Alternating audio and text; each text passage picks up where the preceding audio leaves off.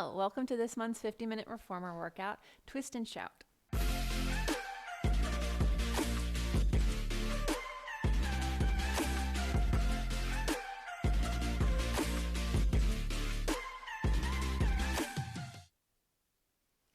Now, of course, we're not shouting, we're reaching, but it just sounds more fun to twist and shout. So it takes a while on the reformer to get to any twists, but I promise I've got one added in to get us there a little sooner. However, we're going to be focusing on how the beginning of the reformer really does set us up to have the strongest twists, because once we get to them, they keep happening, right? So, and then what we do here with springs and a foot bar and straps literally helps us hit our mat where we don't have any of those things to have the same strongest twist. So just keep this in mind as you do this workout and then do the 50-minute mat one. You can feel how this one really sets you up for that one. Okay, so here we go.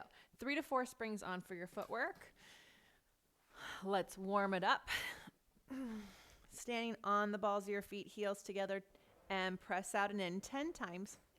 And I don't want you to try to get all like fidgety in your footwork. I think it's a good thing to practice just planting your feet and rooting down and getting out there, because your footwork is letting you know where your body is today. All right. And this foot bar is giving us the feedback we need to learn how to reach from our center, but we have arches and heels to keep us getting that connection. So if you didn't get it on the balls of your feet, you have a second chance and a third chance, and then you have tendon stretch, a fourth chance. So after 10 on your arches, lift both feet up and come onto your heels.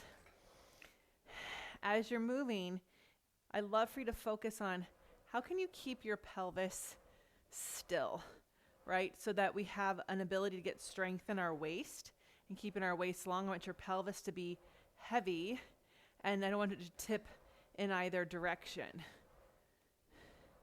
And then come in all the way. Come onto the balls of your feet and press out and reach the heels down and up. And as you're breathing in to your lungs, into those low ribs, right, you're using this flex and point really to help you connect to your center, not to stretch your calves.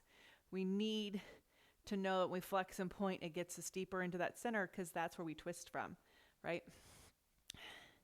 All right, come all the way in. Lower your foot bar, legs on top. You can leave your legs down if you need to.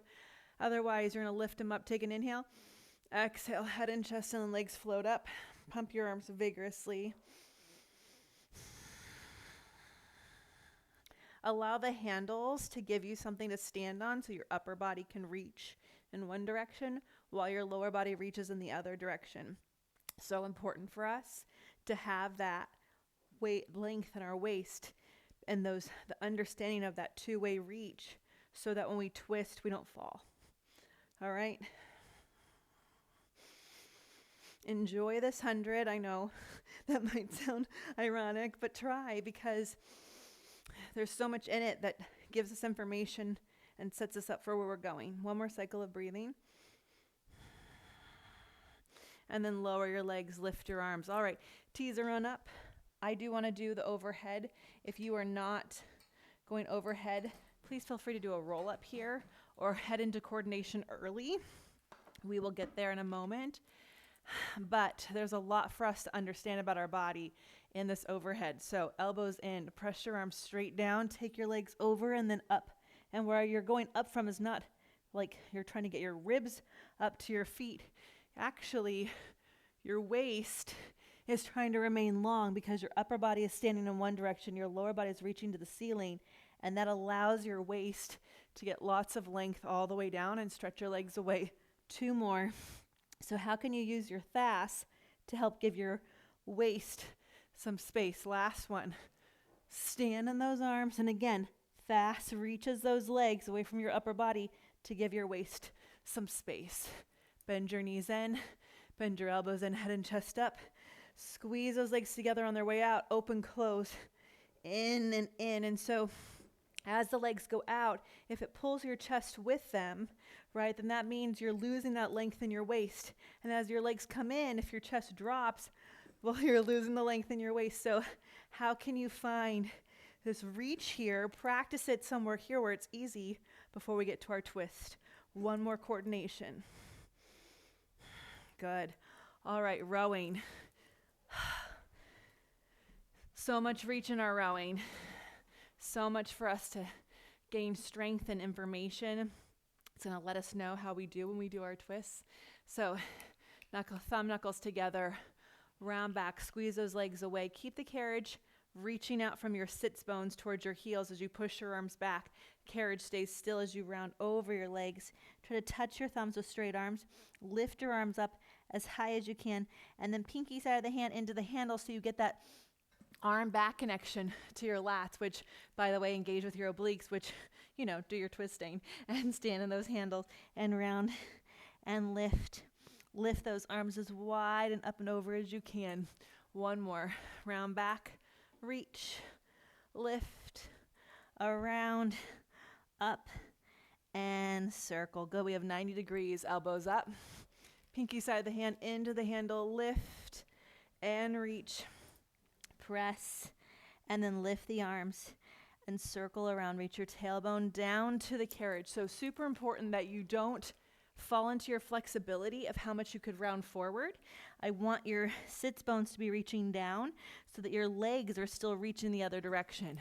We always are reaching in two directions at the same time. The waist down and the waist up. And so we're not ever going, I need to just show off how flexible I can round forward, right? Spin around from the chest. Squeeze the legs together and really work those legs like you're reaching into your foot bar. Reach, lower the arms, lift the arms all the way up, and open up your arms wide. Press down into your handles as you go. And again, reach all the way down, all the way up. Hold here from your waist up to your fingertips and open your arms wide to the side. One more time. Reach, lower, squeeze your outer hips and lift. And open. Flex your feet, head to your knees, reach your hands along the mat, lift, squeeze your legs together, and then open wide. And again, round forward, reach, lift, and open. Last time, round forward, reach, lift, and out to the side. All right, shave and hug. So in our breath classes, we've talked about finding the inhale and exhale version that you need on your shave to support the length in your waist.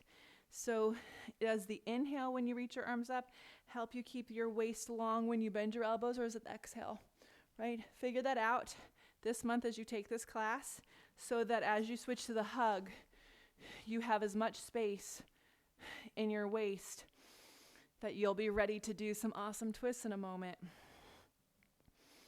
All right. So we are going to go into our swan.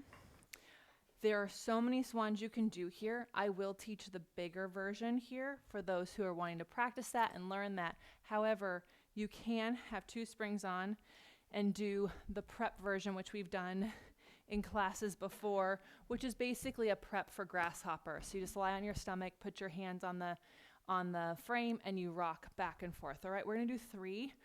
If you're doing the one on the frame, you might end up getting 5 in, right? So otherwise, feet on the frame or on the foot bar.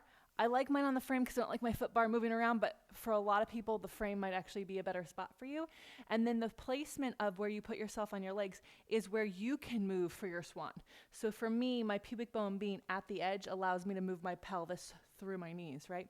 Round over yourself and lift your waist up. Lift your arms to lift your chest. Remember, your arms are connected to your back. We're not sinking into our side waist here. We're really long. We're reaching up, up, up, up, up, and then press out. Lower the chest a little bit as you do that. Then lift your arms up. The back bend is not the lower back. It's not really even that big. It's all in that upper back. And then you round. And what's really cool about the swan is how much easier it is to practice that 2-way stretch so that when we go into snake and twist, one more time, we're like, oh, I know how to stand in my feet and twist from my waist, because right now, round in, I'm feeling that length in there, right? So that's all we're doing here. All right, take a spring off, pulling straps. So 3 of each.